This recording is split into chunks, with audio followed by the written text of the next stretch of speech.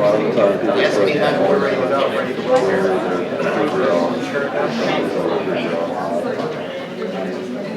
Good evening. On behalf of the Wiley Lecture Series, I would like to welcome you to Turning Up the Heat, Strategies Behind the Iran Deal. The Wiley Lecture Series is a committee within the MSC which brings thought-provoking lectures to campus on domestic and foreign policy issues. Tonight, we'll be discussing the recent Iran deal. The media portrays the historic negotiations as either a breakthrough in security or doomsday. But how many really know what the Joint Comprehensive Plan of Action entails? Tonight, we will analyze the history of Iranian nuclear proliferation, the strategies behind reaching the deal, and the implications on international security. I now invite Shelby James, our Director of Symposia, to come forward in order to introduce our speakers for this event.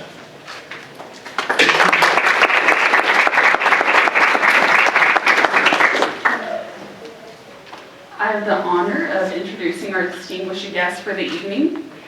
First, we have Mr. Barnes. The Bonner means Baker Fellow at the Baker Institute, who actually recently published an Iran Deal article for The Hill, or the official newspaper of Capitol Hill. And in keeping with a Veterans Day theme, I really enjoyed visiting with him over dinner about his father's service in World War II. Dr. Stoll is the Albert Thomas Professor of Political Science at Rice University. As an expert in the quantitative study of international conflict, he has published books on world politics, and according to Mr. Barnes, is one of the key reasons that the Baker Institute's in existence. Now our moderator, Dr. Geva, is a Texas A&M professor focusing on foreign policy decision-making and political cognition. He co-edited Decision-Making on War and Peace, the Cognitive Rational Debate. And Dr. Geva takes a lot of pride in Israeli heritage, and he was actually a lieutenant colonel in the Israeli military. So please give a round of applause for our guest.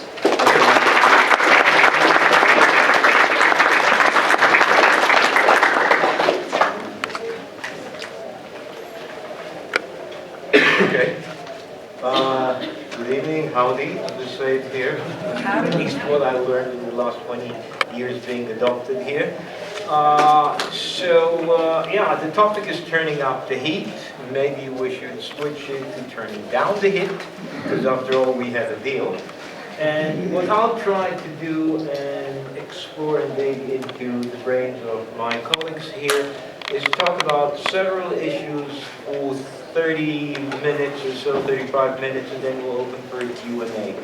In the questions to the panelists, we'll try to explore a little bit about who is Iran, their position vis-a-vis the US and the Soviet Union / Russia. Now, why a deal?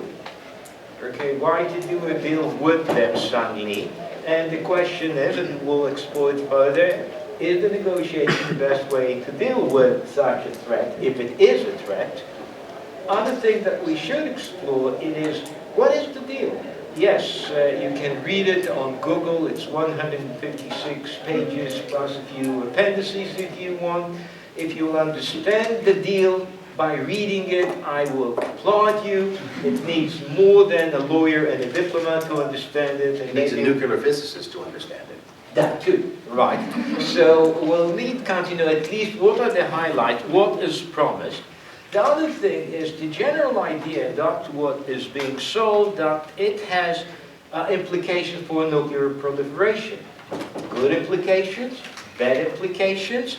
After all, other nations in the region are also attracted to this particular device. Saudi Arabia, Gulf states, etc. So you have this.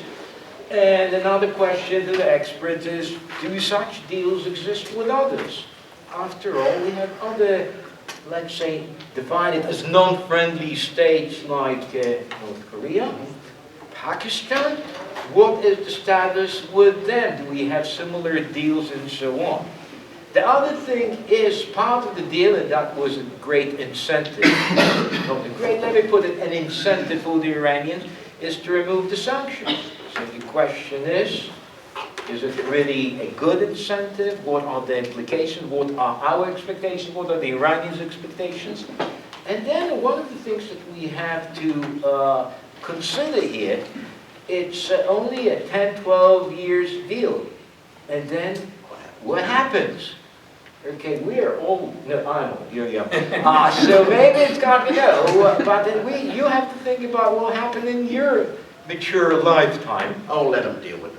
Okay, but you have to prepare them for that. So that is the issue. So these are the kind, the general question that we'll try to deal. It's a lot of questions for 30, 35 minutes, so I'm not optimistic that we'll cover everything. And from time to time I'll be rude and I'll say, okay, cut to the chase, we don't have much time, so forgive me for that. And it could be that not all these questions will also be addressed directly in the first part of the session and could be revisited at the Q&A. So this is the procedure, this is how it will work. Of course, any statements or any comment made by one of our panelists, whether it's Rick or Joe, can be or can stimulate responses from the other side. So we will be very open-minded with regard to each other ideologies or statements or predictions about the future. So let's first of all start. This question is, or this point is to Rick Strahl. What's the big deal with Iran? What's their international status? Why do we need to have 6 major powers, US, China, Russia, Germany, UK, and France, cook something with them? Well, first of all, they are a major player in the region, and they may have higher ambitions than that. It's important to understand, and I'm not an expert on their culture, but they are Persian, they are not Arab. Okay? They see themselves as being distinct from the Arab countries. They are on the State Department's list of state sponsors of terrorism. They support Assad in Syria, Hamas, which is a Sunni group in Gaza, Hezbollah, which is a Shia group in Lebanon. They have something called the Quds Force, which goes around and does various nasty things. They support the Shia-led government in Iraq. They have some common ground with Russia. And in fact, on a couple of issues, they have some common ground with the United States, although mainly our relationship is pretty hostile. They oppose Israel, Saudi Arabia, and a number of the other Gulf states. They also oppose ISIS. Okay, so it's a very friendly nation. Okay, so now the question is, why do we need a deal with them? Because actually they don't have, as of yet, a nuclear device. Yeah, they don't have a nuclear device, nor is it clear that they would want a nuclear device at this point. Look, the history of nuclear weapon development in Iran actually predates the revolution. There was a certain amount of research. The revolution occurred in 79.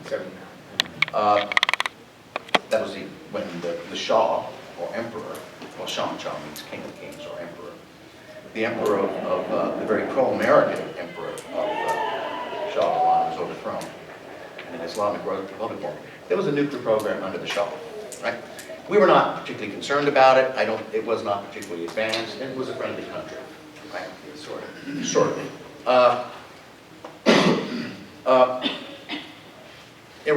Shortly after the revolution occurs, Iraq invades Iran.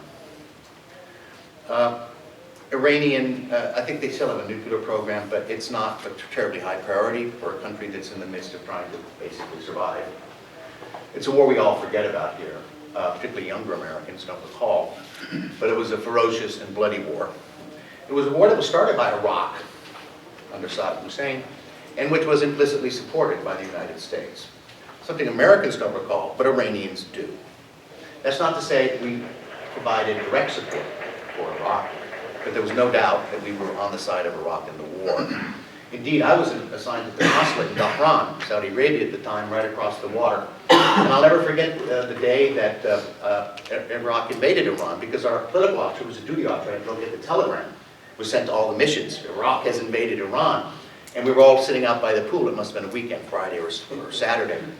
And we all broke into applause. Right? So I'm just pointing out, history is important here, and Americans have forgotten a lot of it. Now, our interest in Iran's nuclear program accelerated starting in 2002, when the Bush administration identified Iran as part of the axis of evil. Iran, entered into some preliminary negotiations in the aughts. They didn't go anywhere. Iran did have a nuclear program, does have a nuclear program. I don't believe that it's purely civilian in nature. I don't think anybody in their right mind believes it's purely civilian. Remember, under the Non-Proliferation Treaty, Iran has the right for civilian development of nuclear power. Right? The question is, things that are under the Non-Proliferation Treaty, what things are they saying they're using for civilian purposes that are not? Right? Now, let us note that some countries are not signatories to the Non-Proliferation Treaty, the most important of which, from our point of view, are Israel, Pakistan, and Egypt, all of which are nuclear powers. 2 of them declared, Israel's non-declared. Right? There's growing international concern about Iran's nuclear program, rightly so. Right? A series of sanctions, various kinds of sanctions, are placed on the Iranian economy to compel it to come into conformity with the provisions of the Non-Proliferation Treaty. There are American sanctions, many of which are already in place. We have long-term sanctions against Iran for all sorts of things like associated with like terrorism and stuff like that. The EU came along, very importantly, with sanctions, and even the United Nations came along with some sanctions. And so the sanctions that hurt the most were 2. One of which were the sort of constraints on Iranian oil exports, which fell from maybe 2.5 million barrels a day, 2010. I mean, exports to maybe 1 to 1.5 million barrels a day. That really hurts them. And the other of these very complicated and frankly esoteric secondary sanctions by the Treasury sanctions by the United States, which basically target other countries or subsidiaries of other countries that do business in Iran. And the United States is a financial power, and to cut companies off from using American financial markets is in many ways a death blow, right? So we have these things. The negotiations started in real earnest, I think, in 2011. There was a tentative deal, a sort of an interim deal, what it was called, and it was struck in 2013.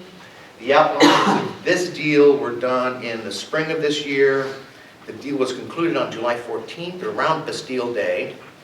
And the so-called adoption date, when, at least in theory, the agreement comes into force, was October 18th, I believe. Right? That doesn't mean that it's enforced fully, because Iran has to do all the things it has to do under the deal, and that has to be certified by the International Atomic Energy Agency as having done so. And then and only then will the European Union and the United States and UN sanctions be fully lifted. Is that? Okay, yeah, so that's kind of, so we're threatened, right? Yes.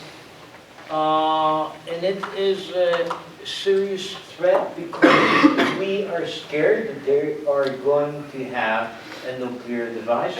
You said that they're not so interested. So what is the threat?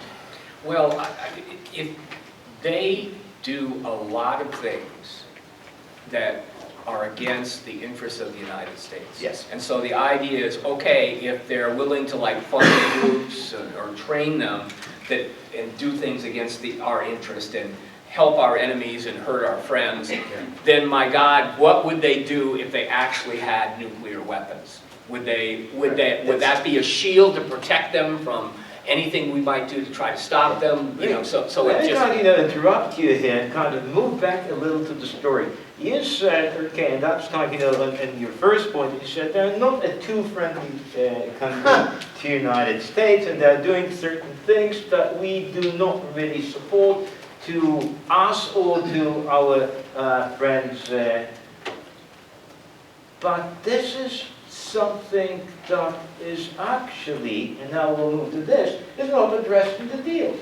Right. Because the deal does not prevent them from supporting the Hezbollah or Hamas or anything like that. Yes, So in a case like that, you're saying, and this is what I'd like us to understand. On the one hand, you said initially, very quietly, I'm not sure that they want to have nuclear power.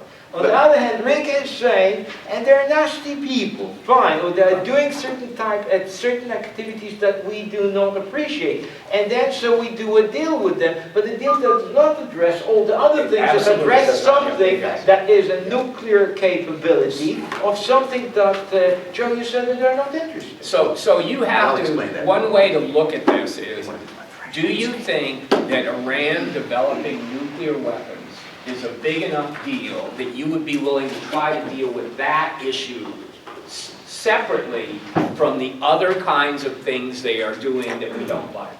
In the same way that during the Cold War, the United States and the Soviet Union signed a number of agreements about strategic nuclear weapons and intermediate range nuclear forces that had nothing to do with Soviet support of groups that we didn't like, et cetera, et cetera. So, if you think this is one complete package and you can't separate it, then you're not going to be in favor of this deal. If you think the possibility of Iran having nuclear weapons is so bad, then you would be inclined to try to find a way to deal with that problem independent of the other things out there. Now let me see, here's how I look at it, which is, once you accept this, and this is preliminary for the whole idea of negotiations on a nuclear deal, right?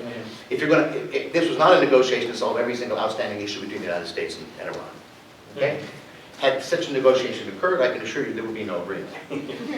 All right, so it's a question of focus. But once we accept the focus, what are our interests specifically related to the nuclear program? Now, look, there's one of which is, Israel is an ally of the United States.